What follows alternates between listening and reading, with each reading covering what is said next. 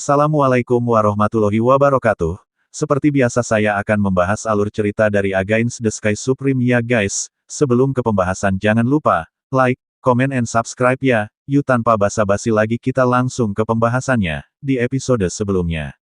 Di pusat kota, di Sima General's Mansion.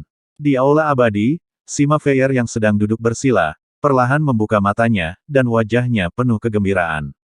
Merasakan kekuatan yang melonjak di tubuhnya, dia tersenyum dan berkata, apakah ini kekuatan alam suci kaisar tingkat pertama? Saya harus memberitahu ayah saya kabar baik ini, dan kemudian pergi ke gua, ucap Sima Feier. Setelah mengambil keputusan, Sima Feier memberitahu Sima Yongzheng tentang peningkatan wilayahnya. Dalam kegembiraan Sima Yongzheng, Sima Feier menutupi wajahnya dan menembak ke arah gua Ngarai. Dalam perjalanan ke Ngarai, Sima Feier dalam suasana hati yang sangat baik saat dia memasuki langkah pertama dari alam suci kaisar. Tetapi ketika dia tiba di Dongfu, suasana hatinya turun ke titik beku. Di dalam gua, senyum di wajah Sima Feier menghilang. Karena dia menemukan bahwa batasan yang dia tempatkan di pintu masuk gua telah dilanggar, dan apinya sendiri di dalam gua telah hilang. Apa yang terjadi? Sima Feier mengepalkan tinjunya erat-erat, di mana apiku yang sebenarnya? Apakah itu seseorang yang secara tidak sengaja menerobos ilusi, melanggar larangan, dan mengambil apiku yang sebenarnya, atau memang begitu, atau, Tan Yun tidak mati? Setelah aku pergi, dia meninggalkan menara dan mengambil apiku yang sebenarnya, ucap Sima Feier. Kemarahan dan kebingungan, Sima Feier memeriksa gua dan tidak menemukan petunjuk. Iya, Tan Yun pasti mati, aku terlalu curiga. Dia terbakar di menara selama lebih dari 3 bulan, setelah aku mencoba berkali-kali, akhirnya aku pergi. Untuk apiku, saya tidak tahu siapa yang mengambilnya. Jika saya menangkap orang ini, saya akan membunuhnya, ucap Sima Feier. Setelah Sima Feier terbang kembali ke rumah Jenderal Sima, dia tidak memberitahu Sima Yongzheng tentang masalah ini, baginya Tan Yun sudah mati. Kalau tidak, begitu lama, mengapa tidak ada berita tentang Tan Yun kembali hidup-hidup di pusat kota? Sima Feier berada di istananya, menatap Hao Wei di atas kepalanya, matanya penuh kerinduan, dan dia bergumam pada dirinya sendiri, ayah sengaja menyembunyikan fakta bahwa aku mati agar aku membantunya membunuh. Aku benar-benar ingin berdiri tegak dan keluar untuk bermain, ucap Sima Feier. Pada saat ini, sebuah suara tua masuk ke telinga Sima Feier, dan ada rasa bersalah yang kuat dalam nadanya. Aku turut berduka untuk ayah tahun-tahun ini, dan untuk ayah, untuk mengecualikan para pembangkang, membiarkan putri, setelah kamu memalsukan kematianmu, aku melatihmu untuk menjadi seorang pembunuh, ucap Sima Yongzheng. Sima Feier tiba-tiba melihat ke belakang, menatap Sima Yongzheng yang lebih tua, menggelengkan kepalanya dan berkata, putri tidak menyesalinya, ucap Sima Feier. Sima Yongzheng melangkah maju dan memegang tangan giok Sima Feier, dan berkata, setelah setengah bulan, ketika ayah melakukan ekspedisi, aku akan membawamu pergi. Kalau begitu, Anda akan bertanggung jawab atas pertempuran ini. Pada saat itu, kami akan membawa Suanyuan Haokong dan kepala bawahannya untuk mencari perlindungan dengan makhluk abadi yang unggul. Pada saat itu, ayah tidak akan pernah membiarkanmu menjadi pembunuh lagi, biarkan kamu menunjukkan wajahmu yang sebenarnya. Aku ingin putriku menjadi orang yang paling bahagia di dunia, Sima Yongzheng. Pada titik ini, air mata keruh Sima Yongzheng jatuh di pipi tua. Sebenarnya, aku benar-benar bersalah menjadi seorang ayah. Putri, sebelum kamu berpura-pura mati, kamu adalah anak es dan salju yang cerdas dan baik hati, dan ayah kamulah yang mengubahmu menjadi monster pembunuh. Jika ibumu memiliki roh di surga, dia pasti akan membenci ayah, ucap Sima Yongzheng. Mendengar ini, mata Sima Feier berlinang air mata, dan dia berbisik. Oke ayah, jangan katakan kata-kata sedih ini. Sima Feier menyeka air matanya dan bertanya, bagaimana percakapan dengan Laksamana Suge di sana, ucap Sima Feier. Dia juga memilih untuk berkompromi dengan pembunuhan makhluk abadi yang superior.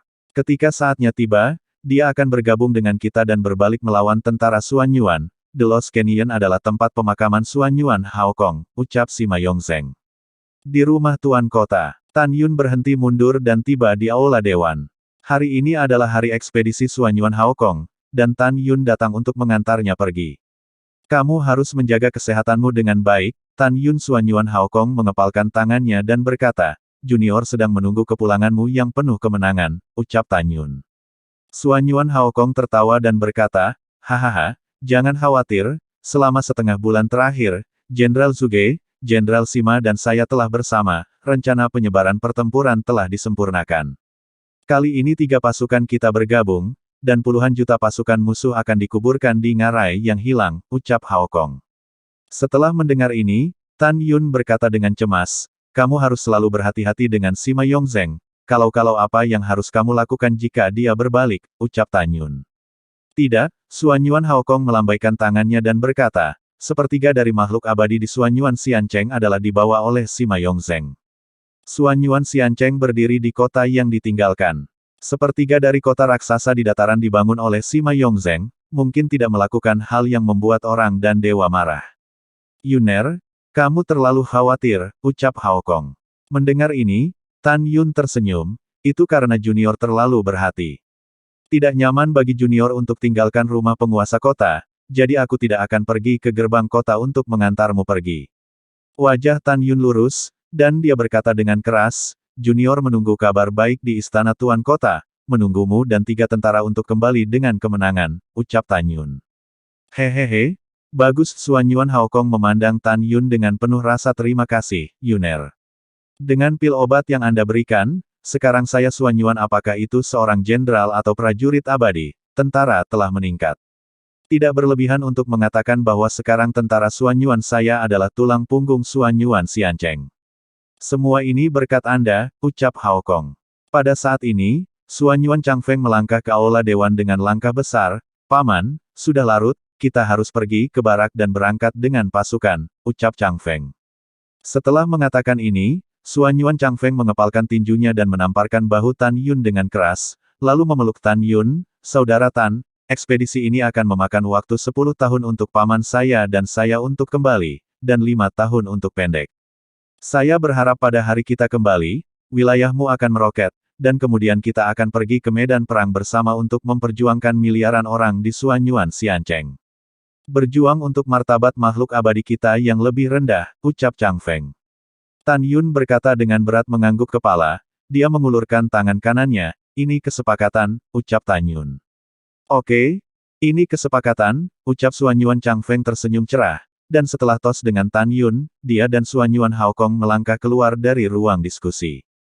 Jenderal, Tan Yun melihat ke belakang Suanyuan Haokong dan berkata dengan keras, ketika kamu kembali dengan penuh kemenangan, aku akan menemanimu ke medan perang lain kali, dan kemudian mencari beberapa jenis ramuan, dan pada akhirnya akan memperbaiki kaisar suci berkualitas terbaik, ucap Tan Yun. Suanyuan Haokong kembali menatap Tan Yun dengan ramah, dengan harapan di matanya yang keruh, oke. Setelah itu, keduanya meninggalkan istana Tuan Kota. Tan Yun memasuki paviliun VIP yang dibangun kembali, dan kemudian mengorbankan menara suci abadi untuk berlatih. 6 jam kemudian, senja. Do kota luar Suanyuan Xiancheng. Hari ini adalah hari ketika 3 tentara Suanyuan, Zhuge, dan Sima berangkat untuk ekspedisi. Oleh karena itu, banyak makhluk abadi datang untuk mengantar ketiga tentara dengan doa tulus mereka. Pintu keluar kota luar penuh sesak, dan 3 tentara berjumlah lebih dari 30 juta tentara. Di bawah kepemimpinan Jenderal Sima, Jenderal Zhuge, dan Jenderal Suanyuan, mereka terbang keluar dari gerbang kota dengan sekuat tenaga.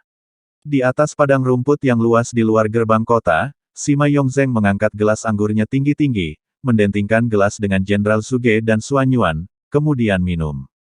Demi kepercayaan semua makhluk abadi yang lebih rendah di tanah terbengkalai, kami meninggalkan kebencian kami sebelumnya dan bertarung bersama, ucap Sima Yongzheng. Ketika dia mengucapkan kata-kata ini, Sima Yongzheng telah mengkhianati kepercayaan aslinya dalam pembangunan bersama Suanyuan Xiancheng. Injak-injak martabatnya, martabat bawahannya, dengan tangannya sendiri. Di mansion Tuan Kota, di paviliun VIP. Tan Yun duduk bersila di menara suci abadi ruang dan waktu tertinggi. Kali ini adalah waktu terbaik bagi saya untuk berkultivasi dengan damai. Saya ingin mengambil kesempatan untuk meningkatkan kekuatan saya sesegera mungkin. Dengan pikiran yang teguh, dia mulai mundur dan berlatih pada saat yang sama, dan kemudian alkimia. Dalam waktu menara, 2.500 tahun kemudian, Tan Yun, duduk bersila, telah menyempurnakan 250.000 tungku ramuan hukuman berkualitas tinggi. Dengan ramuan yang tersisa di tangannya, dia tidak lagi berniat untuk memperbaiki obat mujarab apapun. Dia ingin menyimpan eliksir, dan di masa depan, dia akan mencari eliksir lain untuk memurnikan Emperor Secret Pill, atau bahkan Emperor Pill. Tiba-tiba, Tan Yun yang sedang duduk bersila, membuka matanya dengan kegembiraan di matanya. Karena dia akhirnya menyentuh penghalang alam pemurnian. Hahaha, bagus. Ayo, aku sudah menunggumu terlalu lama, ucap Tan Yun. Setelah Tan Yun tertawa, dia menutup matanya dan melahap energi abadi dengan cepat. Yang disebut alam pemurnian mengacu pada pemurnian jiwa peri. Budidaya alam besar ini adalah bahwa jiwa abadi jauh di dalam pikiran abadi membuat jiwa abadi lebih kuat. Hanya ketika abadi-abadi disempurnakan dan dipromosikan ke alam kaisar, jiwa abadi dapat menjadi jiwa kaisar. Saat makhluk abadi dari alam hukuman ke-12 memasuki urutan pertama alam pemurnian, pada saat itu, roh hukuman di kolam roh akan menjadi roh pemurnian abadi. Ketika makhluk abadi tingkat 12 disempurnakan di alam pemurnian dan memasuki alam kaisar, jiwa abadi dalam pikirannya menjadi jiwa kaisar, dan roh abadi di kolam roh akan berevolusi menjadi roh kaisar. Hati Tan Yun penuh dengan harapan. Dia tahu bahwa begitu dia dipromosikan ke pemurnian abadi, dia kemudian akan dapat berkultivasi, peringkat ke-12 tubuh hegemoni Hongmeng, tubuh hegemoni 5 elemen. Saat Tan Yun berlari ke dunia, primordial immortal pertama di spirit pond-nya, kelopak matanya sedikit bergetar. Saat dia membuka matanya, itu berarti roh hukuman Hongmeng pertama berevolusi menjadi roh abadi yang dimurnikan Hongmeng. Tahun berlalu. 300 tahun kemudian, roh abadi pemurnian Hongmeng pertama tiba-tiba membuka matanya. Matanya kacau dan dalam, seolah-olah ada tulang punggung kekuatan agung di rahim abadi penyempurnaan Hongmeng. Saat roh abadi pemurnian Hongmeng pertama membuka matanya, Tan Yun segera merasakan bahwa kekuatan besar mengalir ke tubuhnya dari roh abadi pemurnian Hongmeng pertama. Pada saat yang sama, Tan Yun merasakan jiwa abadi di kedalaman pikirannya, dan itu juga menjadi tirani. Selanjutnya, Tan Yun tidak segera berlatih tubuh hegemoni 5 elemen, dia akan meningkatkan ranahnya ke tingkat ke-8 dari budidaya alam pemurnian. Pada tahun-tahun berikutnya, Tan Yun menghabiskan 3000 tahun lagi dan dipromosikan ke peringkat kedua alam pemurnian. Butuh 3.300 tahun untuk dipromosikan ke peringkat ketiga alam pemurnian. Butuh 3.600 tahun untuk memasuki level keempat alam pemurnian. Butuh 4.000 tahun untuk melangkah ke alam pemurnian urutan kelima. Butuh 4.500 tahun untuk berhasil menjadi kultivator urutan ke-6 dari alam pemurnian. Butuh 5.000 tahun untuk memasuki tingkat ke-7 alam pemurnian. Pada akhirnya, butuh 5.600 tahun lagi untuk berhasil naik ke tingkat ke-8 alam permurnian. Tan Yun perlahan membuka matanya dan berkata pada dirinya sendiri, saya telah menghabiskan total 31.800 tahun di menara, dan lebih dari 8 tahun 9 bulan telah berlalu di luar. Tan Yun mengesampingkan kebingungannya dan berkata dengan sungguh-sungguh, sudah waktunya untuk melatih tubuh hegemoni 5 elemen. Tan Yun memejamkan mata dan berkonsentrasi, masuk ke dalam meditasi, dan datang ke dunia Hongmeng di jantung Hongmeng. Tan Yun berdiri di langit dan diselimuti kesadaran abadi. Benua Hongmeng telah meluas hingga radius 3.000 mil sebagai wilayahnya telah melonjak, Tan Yun merasa cukup puas. Kekuatan, saya, Tan Yun, merindukan kekuatan yang kuat. Cairan ilahi Hongmeng, telanlah untukku, ucap Tan Yun. Dengan raungan panjang dari Tan Yun, segera, di bawah benua Hongmeng, di dalam cairan surgawi Hongmeng yang seperti lautan, 960 helai cairan surgawi Hongmeng yang seperti naga terbang keluar. Sambil berlayar di sekitar Tan Yun perlahan, dengan panik mengalir ke alisnya dan mulai mengikis seluruh tubuhnya. Tan Yun tahu bahwa 5 elemen hegemoni akan menghancurkan seluruh tubuhnya dengan cairan ilahi Hongmeng, dan kemudian membentuk kembali tubuhnya. Proses ini panjang dan menyakitkan. Ini adalah kematian dan kebangkitan, ini seperti kelahiran kembali burung phoenix. Namun, tidak peduli seberapa kuat hati Tan Yun, dia masih membuat suara kesakitan yang tak tertahankan. Yang menyedihkan adalah bahwa Tan Yun, yang sedang duduk bersila di menara Xiansheng, mulai meretakkan fitur wajah, lehernya dan bahkan kulit seluruh tubuhnya. Dalam gumaman darah, daging dan darah mulai meninggalkan tubuh dengan kecepatan yang terlihat dengan mata telanjang. Setelah beberapa hari, Tan Yun berubah menjadi kerangka duduk bersila. Lalu, semua organ dalam dan organ tubuhnya juga retak dan menghilang, hanya tersisa dengan kerangka lengkap, hanya ada sekelompok jiwa abadi di tengkorak, berdenyut perlahan. Pada saat ini, Tan Yun sudah kehilangan kesadaran karena rasa sakit. Dia benar-benar ingin tertidur, tetapi dia tidak bisa. Karena begitu dia kehilangan kesadaran, hongmeng cairan ilahi akan lepas kendali. Pada saat itu, tubuh tidak akan dapat membentuk kembali, dan itu akan dihancurkan. Saat ini, aliran cairan surgawi hongmeng perlahan mengalir keluar dari tengkoraknya dan menyebar ke tulang-tulang seluruh tubuh. Ketika cairan ilahi hongmeng membungkus tulang seluruh tubuh, mata bisa melihat melalui cairan ilahi hongmeng, dan tulang Tan Yun hancur inci demi inci. Sehari kemudian, setelah seluruh tubuh Tan Yun menghilang, cairan ilahi hongmeng tiba-tiba memancarkan kilau warna-warni, membentuk kerangka seluruh tubuh cair, dan kemudian, dengan kecepatan yang tidak dapat dibedakan dengan mata telanjang, itu mulai mengeras.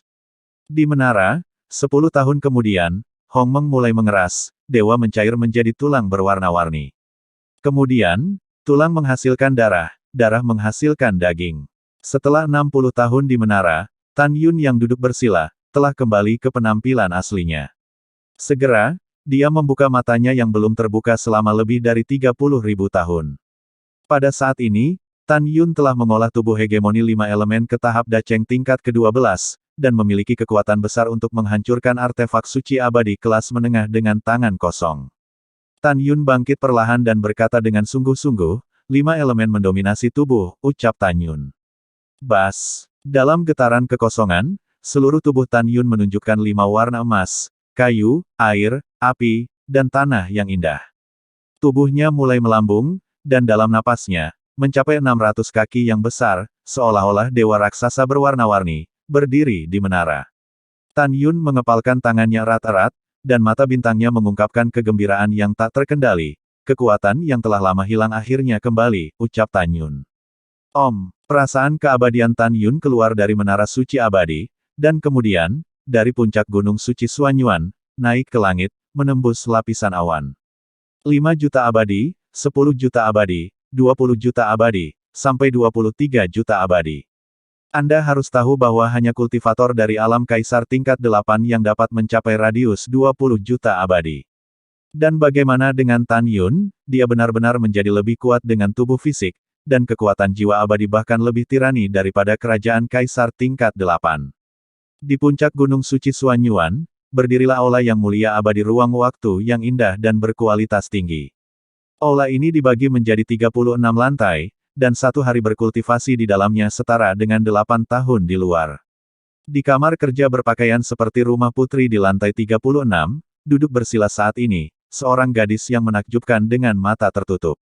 Gadis itu berusia sekitar 29 tahun, mengenakan gaun hijau setinggi langit-langit, dengan fitur wajah yang indah, sosok ramping, tangan seperti batu giok, dan pinggang penuh.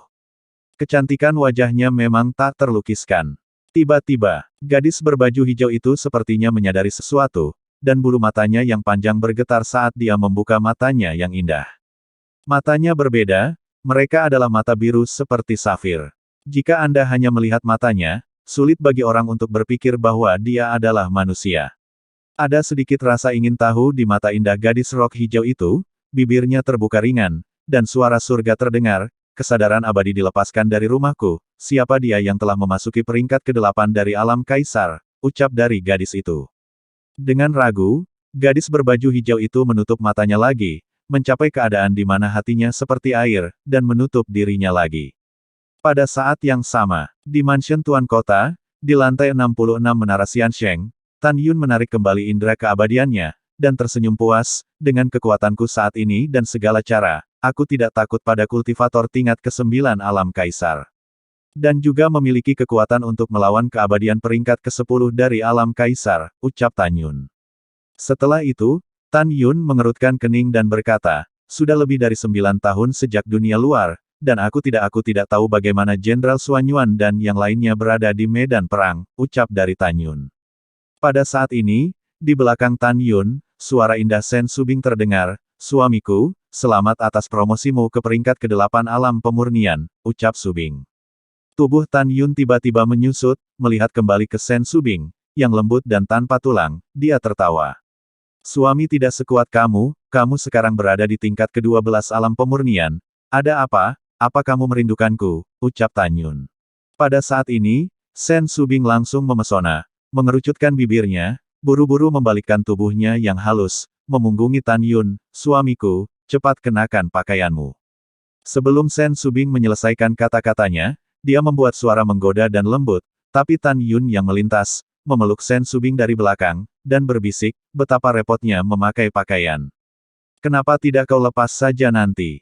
Suamiku, apa yang kamu inginkan? Ucap Sen Subing malu berani mengangkat kepalanya. Dengan sadar bertanya, itu harus dihukum, Tan Yun berbisik pelan di samping telinga Sen Subing. Apakah kamu merindukanku selama lebih dari 30.000 tahun di menara? Ucap Tan Yun.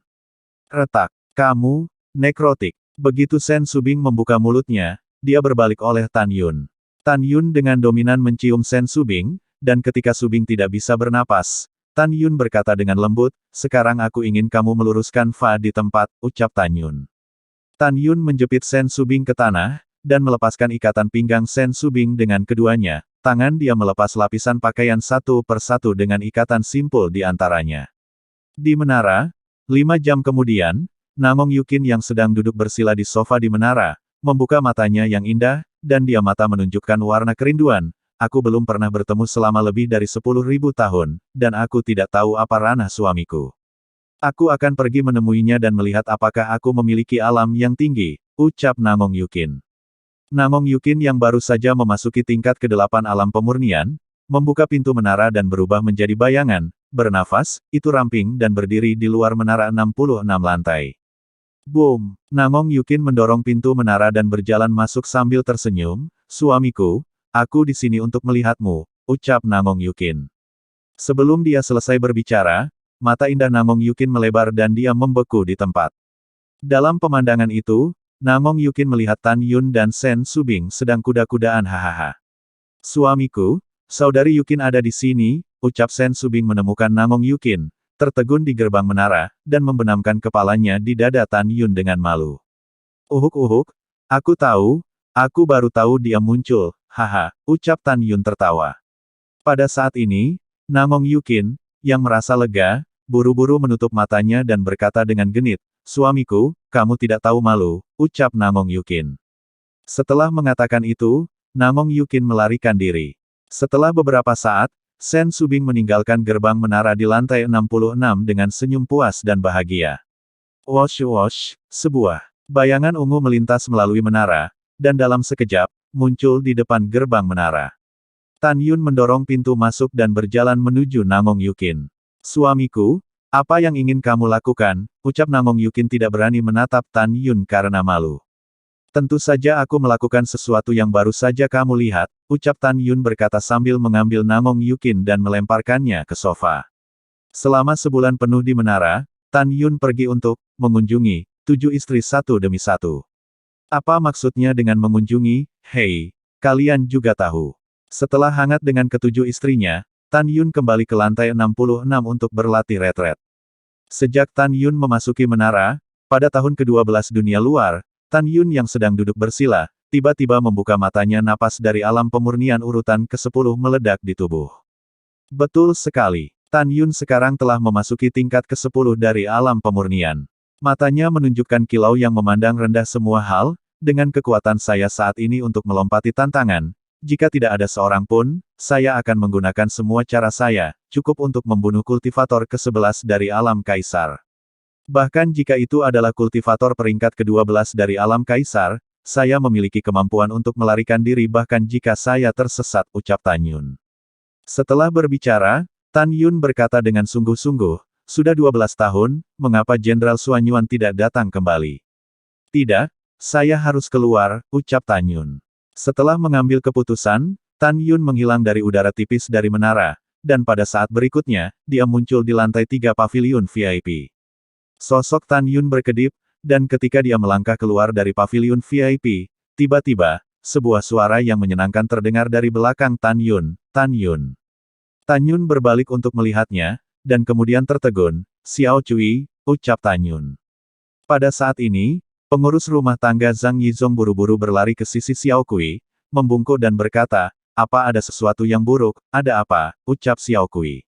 Saya baru saja mendapat kabar bahwa Jenderal Sima dan Jenderal Zuge telah berkhianat. Air mata Zhang Yizong menetes. Dari 10 jenderal abadi di bawah Tuan Tertua, hanya Tuan Muda ketiga dan 3 jenderal abadi lainnya yang terluka parah. Mereka melarikan diri, 3 Tuan Muda hanya membawa kembali lebih dari 1 juta tentara abadi, dan lebih dari 8 juta tentara abadi yang tersisa mati, ucap Zhang Yizong. Xiao Cui gemetar, wajahnya langsung memucat, dan dia berkata dengan suara gemetar, "Aku. Di mana ayahku?" ucap Xiao Cui. Zhang Yizong berteriak, Tuan Muda ketiga berkata bahwa Tuan Tertua dibunuh oleh Sima Yongzheng dan Suge Xiong. Tubuhnya jatuh di ngarai yang hilang. Tanpa menunggu Zhang Yizong kata, Xiao Cui menggelengkan kepalanya, menangis. Tidak mungkin, ayahku, dia sangat kuat, dia tidak mungkin mati. Pasti Chang Feng berbicara omong kosong, aku akan bertanya padanya secara pribadi, ucap dari Xiao Sui. Pada saat ini, Tan Yun menyadari bahwa wanita yang menyebut dirinya Xiao Kui di gerbang kota sama sekali bukan pelayan rumah Tuan Kota, tetapi satu-satunya putri Suan Yuan Haokong, Suan Yuan Linger. Adapun mengapa Suan Yuan Linger berpura-pura menjadi pelayan istana Tuan Kota, Tan Yun tidak berniat memikirkannya saat ini. Suara mendesing. Sosok Tan Yun melintas dan dia muncul di samping Zhang Yizong dengan tatapan cemas. "Penatua Zhang, apa yang terjadi?" ucap Tan Yun. "Aku juga tidak tahu, Letnan Jenderal Tan, kamu harus bertanya pada Tuan Muda ketiga." Zhang Yizong tampak dengan cemas berkata, "Saya masih memiliki hal-hal yang sangat penting untuk dilaporkan kepada penguasa kota, saya minta maaf," ucap Zhang Yizong. Setelah itu, Zhang Yizong pergi dengan tergesa-gesa. Tan Yun dapat melihat dari sosok dan perilakunya bahwa apa yang dia katakan pastilah masalah besar. Pada saat ini, kebaikan Suan Yuan Haokong muncul di benak Tan Yun, dan matanya menunjukkan kesedihan yang mendalam. "Jenderal, apakah Anda benar-benar mati?" ucap Tan Yun. Kemudian Tan Yun bergegas ke istana Chang Feng dan menatap Suan Yuan Chang Feng, yang kehilangan lengan, berbaring diam di sofa dan jatuh koma. "Chang Feng? Bangun, bangun!" Suan Yuan Linger menangis. "Bangun cepat, katakan padaku, ayahku tidak mati kan?" ucap Suan Yuan Linger. "Nona kedua, jangan khawatir, biarkan aku melihat cedera saudara Chang Feng," ucap Tan Yun. Setelah Tan Yun melangkah maju dan menghiburnya, dia mulai memeriksa luka Suan Yuan Chang Feng. Ketika Tan Yun sedang memeriksa, Suan Yuan Linger di sampingnya berdeguk dengan air mata. Berita kematian Suan Yuan Haokong, baginya, tidak kurang dari 5 petir.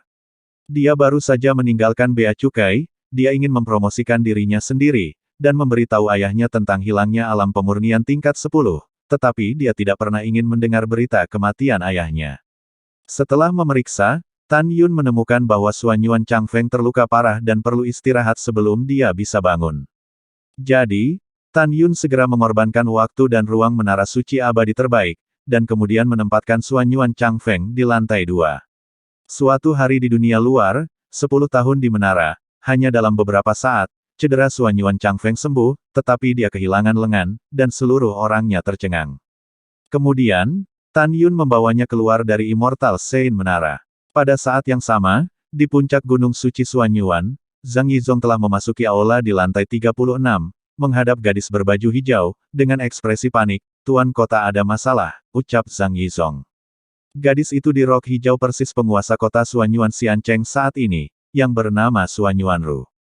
"Pengurus rumah tangga, mengapa kamu begitu panik?" ucap Suan Yuanru bertanya, sedikit mengernyit.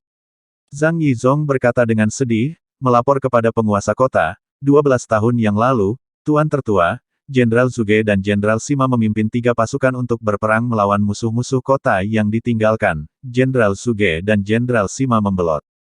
"Mereka membunuh Tuan Tertua," ucap dari Zhang Yizong. Suan Yuanru tiba-tiba berdiri, wajahnya yang cantik menunjukkan ketidakpercayaan dan kesedihan. "Bagaimana ini bisa terjadi? Saya pernah curiga bahwa Sima Yongzheng dicurigai bekerja sama dengan musuh, tetapi saya benar-benar tidak berharap dia akan mengkhianati. Pamanku, dia." Mata indah Suan Yuanru dipenuhi air mata, dan dia tersedak, apakah dia benar-benar pergi? "Aku tidak percaya, aku tidak percaya. Saya harus bertanya pada Chang Feng sendiri," ucap Suan Yuanru.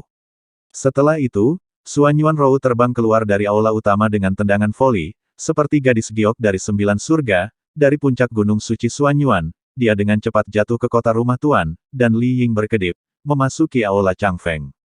Chang Feng, kamu bicara, ayahku tidak mati, kan, ucap Suanyuan Linger, mengguncang Suanyuan Chang Feng, menangis. Selain menangis, Suanyuan Chang Feng masih terlihat seperti ayam kayu. Chang Feng, Suanyuan Rou menatap dengan air mata di matanya, Suanyuan Chang Feng, yang masih linglung didesak, bicaralah. Paman tidak mati, kan, ucap Suanyuan Rou. Suanyuan Rou memandang ke samping ke arah Tan Yun dan berkata dengan dingin sambil menangis, siapa kamu? Keluar untuk penguasa kota ini, ucap Suanyuan Rou. Tan Yun menatap pupil mata seperti safir Suanyuan Rou yang menangis, dan hatinya terkejut, mata biru spiritual, mungkinkah dia, ucap Tan Yun. Apa yang masih kamu lakukan? Aku akan membiarkanmu keluar, ucap Suanyuan Rou berkata dengan tajam. Komandan terakhir, Tan Yun, pergi, ucap Tan Yun berkerut. Ketika dia hendak pergi, Suanyuan Chang Feng yang terdiam beberapa saat, akhirnya berbicara, Saudara Tan, jangan pergi, Paman memiliki sesuatu untuk dikatakan, izinkan saya menyampaikannya kepada Anda, ucap dari Chang Feng. Mendengar ini, Tan Yun menghela nafas dan mengangguk. Suanyuan Chang Feng perlahan menoleh, menatap Suanyuan Rou, dan tiba-tiba pria berkaki 7 itu menangis. Kakak perempuan tertua Paman benar-benar mati, ucap dari Chang Feng. Dapat dikatakan bahwa kematian Hao Kong, membuat Suanyuan Chang Feng tidak lebih baik dari Suanyuan Linger. Ayahnya meninggal lebih awal, Suanyuan Hao Kong merawat darah dan daging Suanyuan Chang Feng, ditambah Suanyuan Chang Feng mengikutinya, Suanyuan Hao Kong telah berada di medan perang, cinta mereka terbukti dengan sendirinya.